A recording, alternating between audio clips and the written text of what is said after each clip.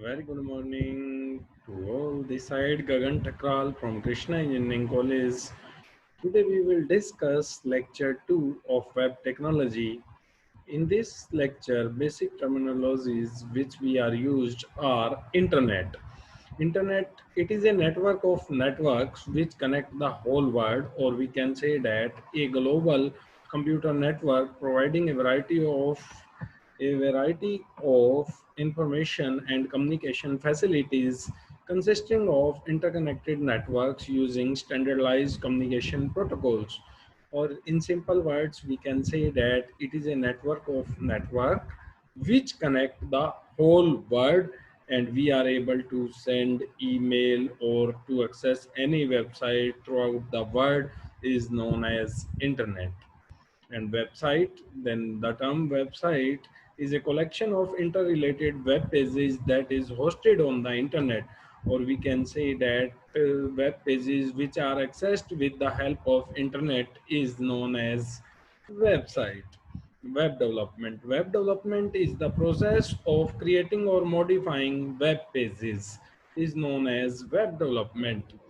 Now we will discuss website. Website is simply a collection of interrelated web pages. Classification. Generally, classification of website is divided into two parts. One is corporate website, another is individual website. First of all, we will discuss about corporate website, in which in this there is certain number of persons who develop their website for a particular organization. The corporate website are formed when group of people have common interest and objective. On the basis of common interest and objective, group of people generates a website that is known as corporate website. And the purpose of this website is to convey the information of organization to all over the world.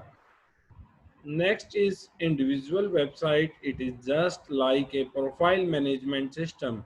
In this type of website, an individual wants to develop website for his projection or career growth, or we can say that Facebook profile which we generate is known as individual website. Web development cycle is the process to develop a website. When we want to develop a website, we have to follow some steps, and these common steps are known as web development cycle. And these steps are information gathering, then planning, design, development, testing and delivery, maintenance phase.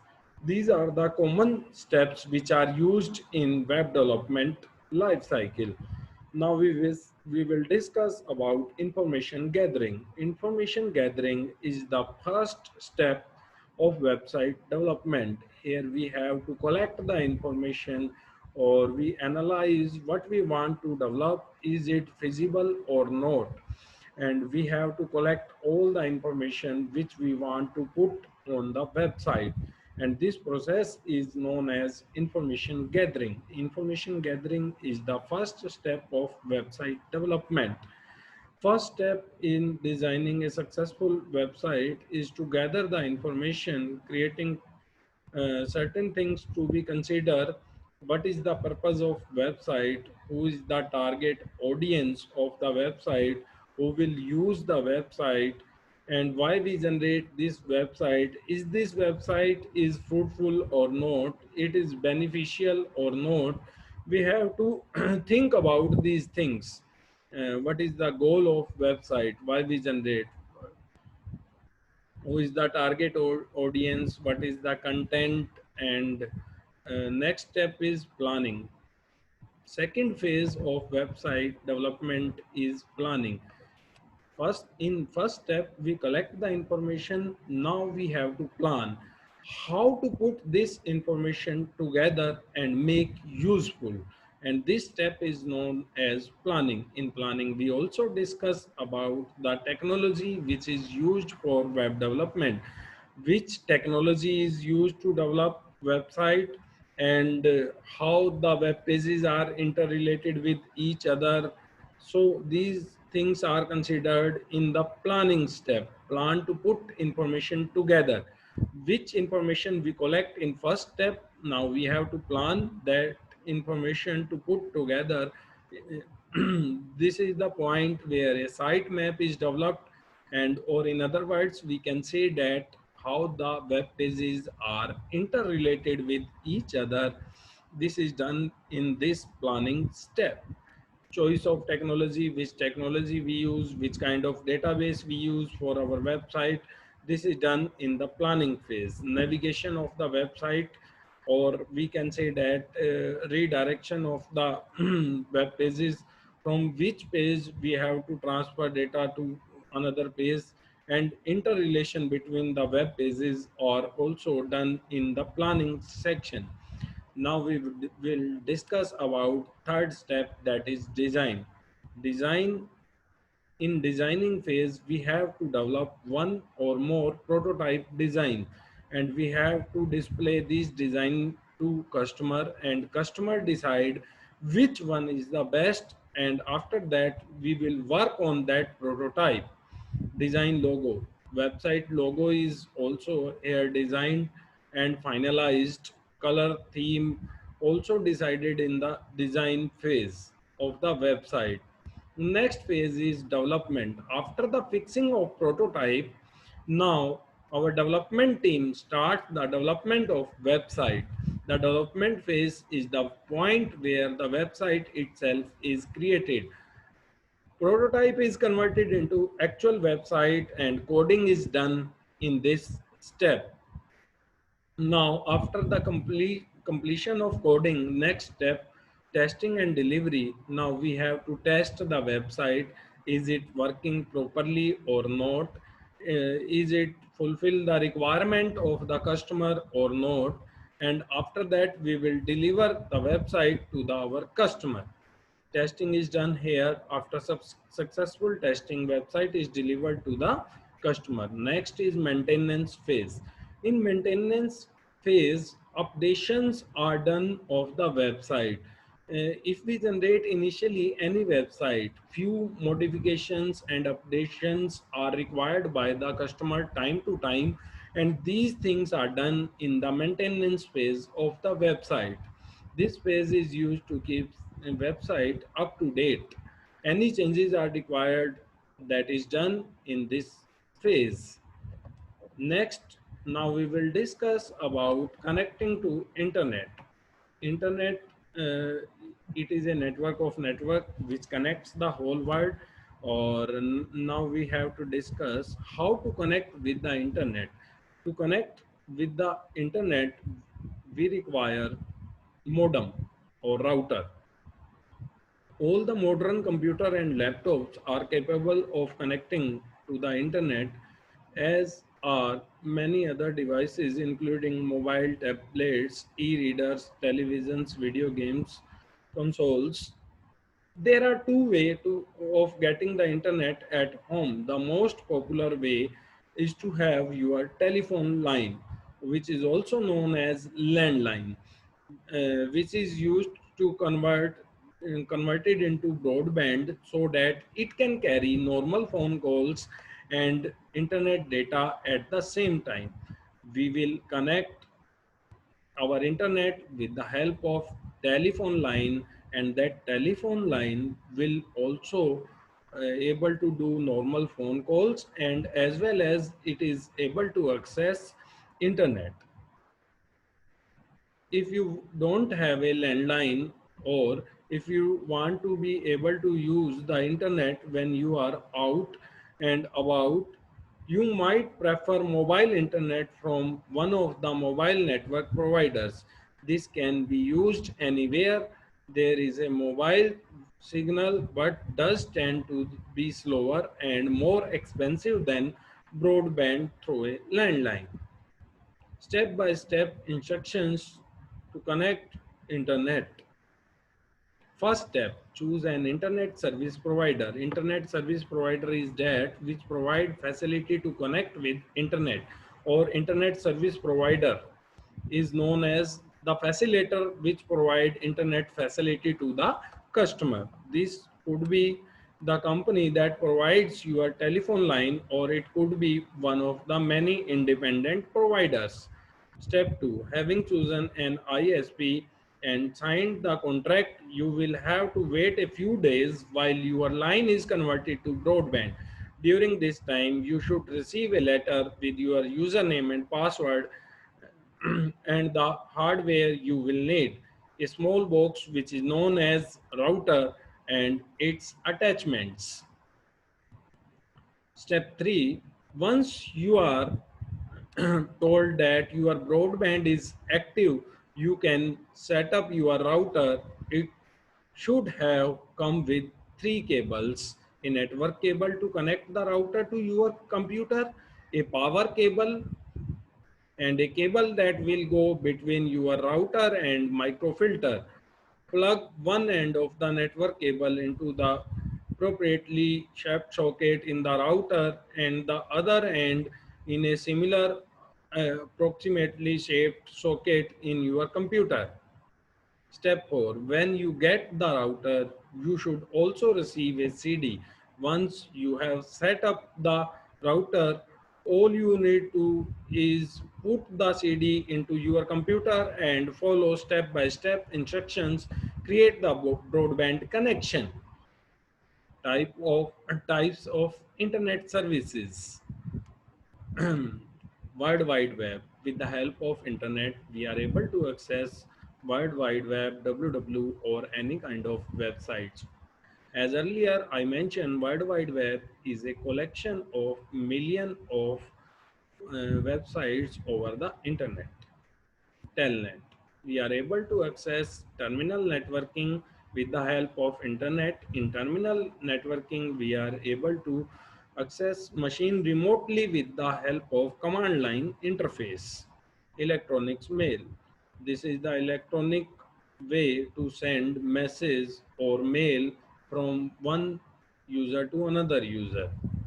FTP, file transfer protocol, we are able to access another machines or files of another machines with the help of internet. With the help of FTP services, now we are also able to remote login machines from one location to another location. We are virtually able to access machine from one place to another place. Chatting is also done. We are using Gmail chat, Facebook chat with the help of internet, email, news groups to send news to it with the help of channels.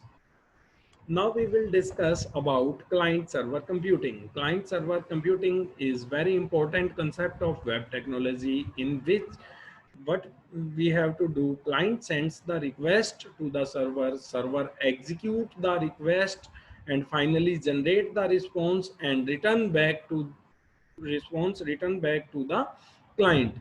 This is known as client server computing. In this diagram, client sends a query to the server. Query is executed on the server, then server generates the response and revert back to the client. This is known as client server computing. Server computing is a software engineering technique often used within distributed computing that allows two independent processes to exchange information through a dedicated connection. Client server computing is not having one computer set up as a server and having another computer set up as a client. On a single machine, client server computing is also done. Or in other words, when we can say that when we are accessing localhost website with the help of localhost, then this is the example of client server computing on a single machine. Client and server software components also can communicate with each other when they are installed on the same computer. Or we can say that with the help of localhost, we are able to access client and server on the same machine. Client Most client server software components are set up to communicate with a peer process over a virtual or directed channel.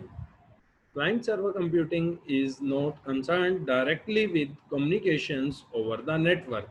This is a client server computing is not interested in the interests of how one machine communicates with another or with how the bits are pushed through the POPs. The very same network component may be used by both client and server software components. Or in other words, we can say that our client and server may be on the same machine. When we access a website on the local host, then client and server both are on the same machine. It is not mandatory that client and server must be different machines. It may be same, it may be different. The client's responsibilities. First responsibility of client is to handle the user interface. Or in other words, we can say that when we access a website, then we type URL and the user interface is known as client machine, and the response is generated from the server with the help of internet. Translate the user's request into the desired protocol. A client pack the data of user and send to the server. Send the request to the server, wait for the server response. When server revert back, then client reads it and display to the user. Translate the response into human readable form or results.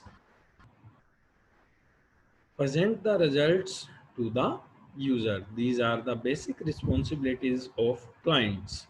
We can say that first of all, handle the user interface, translate the user data into sendable form, and then transfer to the server, wait for the server response, convert the server response into human readable form, and finally present the result to the server. These are the basic responsibilities of client machine. The server's function: listen for the client's query. First of all, it will listen the client's request, then executes, process that query or executes and generate response, return the result back to the client. Client server interaction goes like this. The user runs client software to create a request or query. The client connects to the server. Then client sends the query to the server, and the server analyzes the query. Server executes the query or computes the result of the query, and server sends the result to the client, and the client presents the result to the user, and repeat again and again if necessary. If client some more request, the server repeats same steps, and client will read the response again and again. These steps are repetition in the repetition form. When there may be client send more request again and again. Now we will discuss about web browsers. Web browsers is a software application. It has the ability to retrieving, presenting and transversing information resources on the World Wide Web. Or in other words, we can say that web browser is a software or a tool where we are able to access any kind of website with the help of World Wide Web. First web browser is Nexus. National Center for Supercomputing Application developed Netscape Navigator in 1994. After that, Internet Explorer is generated. Then Chrome, Firefox, Mozilla Firefox, Opera, so many browsers are came. Web applications. Web applications is any software which runs on the web browser. It is created in a browser supported programming language, or in another words, we can say that web applications are generated with the programming languages which can be understandable by the web browser. It is based on client-server model. Now we will discuss about web team. Group of peoples which works together to develop web applications is known as web team. Or in another words, we can say that peoples which are responsible to generate web applications is known as web team. Roles and responsibility of team members are defined clearly. Few people are doing analysis work, few people are doing development work, few people are doing designing work, few people are doing testing, few people are for maintenance, and few people are for with communication with the customer, to communicate with the customer. There are roles and responsibility of team members defined clearly in a web team, and there should be no communication barrier between the team members. They are able to explain all the things to each other, and these things should be understandable. And that's why we are able to generate proper website which is required by the customer. Size of team may vary from organization to organization. In small organizations, there may be 7 or 10 peoples in a web team, but in large organization like TCS, 100, 200 peoples in a web team. So it will depend on the size of the team, depend on the organization. In few organizations, people are developer and tester are same, but in few organization, developer is different, tester is different, designer is different person. So it will depend on the organization, size of the organization. If organization is small, then few people are available in that organization. There may be single person is developer or tester. It is also possible, but in large organizations, tester is different, developer is different, designer is different. So the size of team may vary organization to organization. Now we will discuss few multiple choice questions. To join the internet, the computer has to be connected to a internet architecture board, B internet society, C internet service provider, D different computers. The answer is C internet service provider. To join the internet, what we require? We require internet service provider which provides the facility to connect with the internet. Internet service provider is the facilitator which provides internet facility to the user. Internet access by transmitting digital data over the wires of a local telephone network is provided by list line, B digital subscriber line, C digital signal line, D digital list line. The answer is digital subscriber line. Next question is ISP exchange internet traffic between their network by internet exchange point, subscriber endpoint, ISP endpoint, D internet endpoint. Answer is internet exchange point. Next question is a typical dash program creates some remote objects, makes references to these objects accessible, and waits for client to invoke methods on these objects. The answer is options are A server, B client, C thread, D concurrent. The answer is server. A typical server program creates some remote objects, make references to these objects accessible, and waits for clients to invoke methods on these objects. Answer is A. Thank you so much for